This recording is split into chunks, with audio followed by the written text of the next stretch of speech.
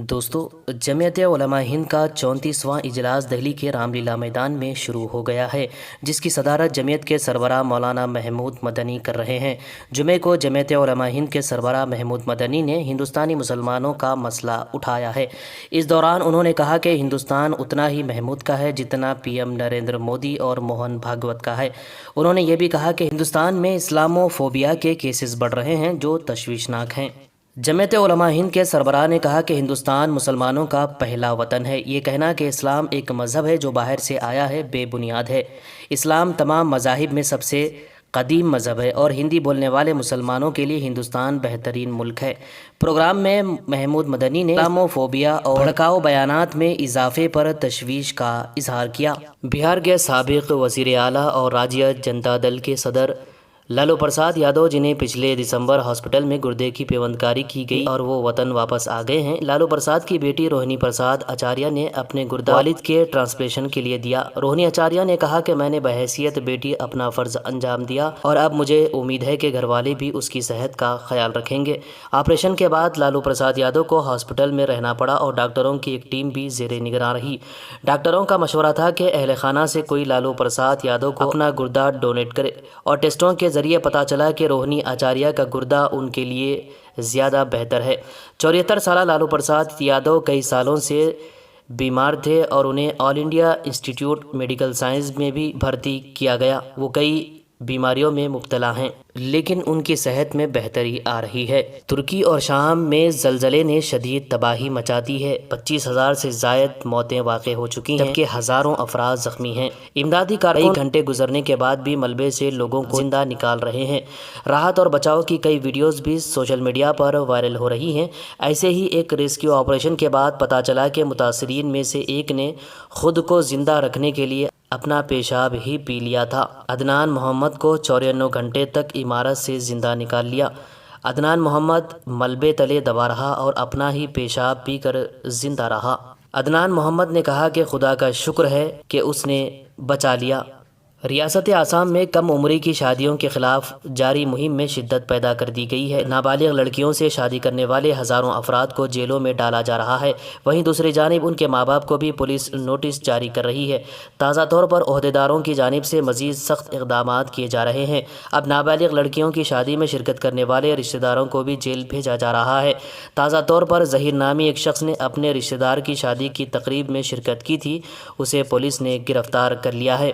گجرات کے Vadodara municipal corporation نے پالتو کتوں پر بھی ٹیکس لگا دیا ہے۔ وڈودرا میونسپلٹی پالتو کتوں پر بھی ٹیکس وصول کرے گی۔ گجرات میں پہلی بار وڈودرا میونسپلٹی نے کہا کہ نیا ٹیکس شامل کیا ہے۔ بجٹ میں ٹیکس میں اضافے کے ساتھ ایک اور نیا ٹیکس سامنے آیا ہے۔ پالتو کتوں پر ٹیکس لگا کر سالانہ کروڑوں کی رقم اکٹھی کی جائے گی، تاہم یہ واضح نہیں کیا گیا ہے کہ ٹیکس کا حساب کب سے لگایا جائے گا۔ گجرات سے آنے والی یہ خبر انتہائی چونکا دینے والی ہے۔ تلنگانہ سکریٹریٹ کی افتتاحی تقریب ملتوی کر دی گئی ہے۔ حکومت نے اعلان کیا ہے کہ MLC انتخابات کی وجہ سے انتخابی ضابطۂ اخلاق نافذ ہے، اسی لیے افتتاحی تقریب ملتوی کر دی گئی ہے۔ اس ماہ کی 17 تاریخ کو چیف منسٹر کے چندرشیکھر راؤ کی سالگرہ کے موقع پر سکریٹریٹ کا افتتاح عمل میں آنے والا تھا۔ مرکزی الیکشن کمیشن کی جانب سے تلنگانہ اور آندھرا پردیش میں MLC انتخابات کا اعلان کیا گیا ہے۔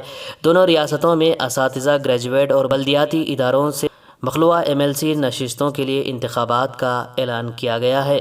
کہتے ہیں جہاں چاہ ہے وہاں راہ ہے، اسی کے مطابق ہاتھوں سے معذور حصول تعلیم کے خواہش مند طالب علم نے اپنے پیروں سے امتحان لکھا۔ ایلوری شنکر طالب علم کا تعلق ریاست تلنگانہ کے ضلع منچریال سے ہے۔ وہ جس 9ویں جماعت میں زیر تعلیم تھا، برقی کی زد میں آ جانے سے وہ دونوں ہاتھوں سے محروم ہو گیا۔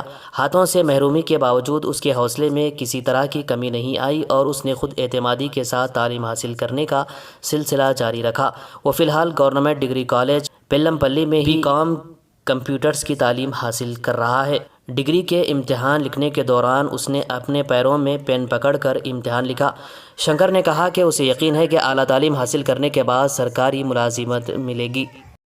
ریاستی وزیر بلدی نظم و نسق کے تارک راما راؤ نے اعلان کیا ہے کہ ریاست کے تمام صحافیوں کو مکانات اور مکانات کی اراضی مختص کی جائے گی۔ انہوں نے اسمبلی میں یہ اعلان کیا۔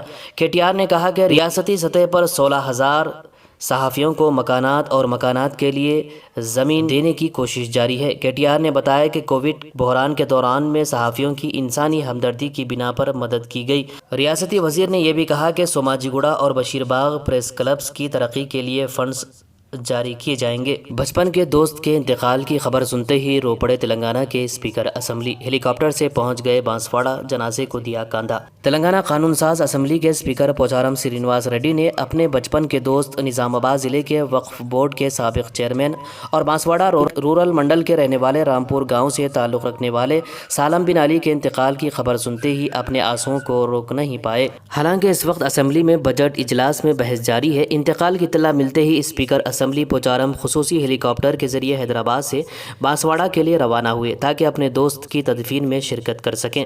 پوچارم میں اپنے بچپن کے دوست کی میت دیکھ کر رو پڑے۔ انہوں نے اپنے دوست کے جنازے کو کاندھا دیا اور جنازے کے ساتھ بانسواڑہ عیدگاہ پہنچے اور تدفین تک موجود رہے۔ انہوں نے اپنے بچپن کے دوست کے انتقال پر شدید رنج کا اظہار کیا۔ انہوں نے کہا، دوست کے انتقال کی خبر سن کر مجھے بہت صدمہ اور افسوس ہوا۔ اسپیکر اسمبلی نے کہا کہ انہوں نے اپنے دوست کی روح کے سکون کے لیے دعا کی اور ارکان خاندان سے اظہار تعزیت کیا۔ جسے اللہ رکھے اسے کون چکے۔ ترکی اور شام جہاں آفات سماوی نے زبردست تباہی مچا دی ہے، ہر طرف نعشیں ہی نعشیں نظر آ رہی ہیں۔ بچاؤ اور راحت کاری کے کام بھی جاری ہیں۔ جہاں ایک طرف عمارتوں کے گرنے کی وجہ سے ہزاروں لوگ ابدِ نیند سو گئے ہیں، وہیں دوسری جانب بعض معصوم بچوں کو ملبے سے باہر نکالا جا رہا ہے، جو 3 دن تک پھنسے رہنے کے بعد بھی موت کو شکست دے کر بچ گئے۔ جسے اللہ رکھے اسے کون چکے کے مطابق ریسکیو ٹیموں نے ملبے میں پھنسے ہوئے ایک معصوم بچے کو باہر نکالا۔ اس بچے کی عمر صرف 2 مہینے کی ہے۔ 2 مہینے کے بچے کو 3 دن بعد زندہ باہر نکالا گیا۔ پٹھان فلم کی دنیا بھر میں سب سے زیادہ کمائی کرنے پر وزیر اعظم نریندر مودی نے فلم کی تعریف کی ہے۔ ریاست مدھیہ پردیش میں آئندہ اسمبلی انتخابات کے پیش نظر بی جے پی کی جانب سے وکاس یاترا نکالی جا رہی ہے۔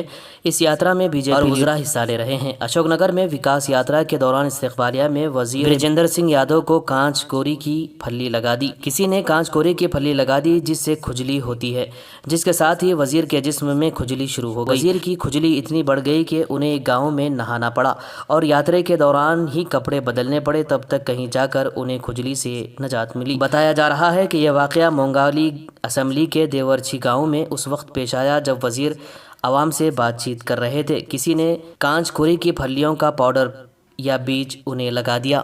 بی جے پی لیڈر کو کھجلی اتنی بڑھ گئی کہ انہیں لوگوں کے سامنے ہی نہانا پڑا۔ حیدرآباد کے پرانے شہر میں ایک شرمناک واقعہ پیش آیا ہے۔ نابالغ لڑکی کے ساتھ اجتماعی عصمت ریزی کی گئی۔ 16 سالہ لڑکی اس مہینے کی 4 تاریخ کو میڈیکل شاپ پر دوائی لینے گئی تھی۔ میڈیکل شاپ کے قریب اس کی ملاقات اس کی سہیلی سے ہوئی۔ وہ اسے بہلا پھسلا کر اپنے بوائے فرینڈ کی برتھ ڈے پارٹی میں لے گئی۔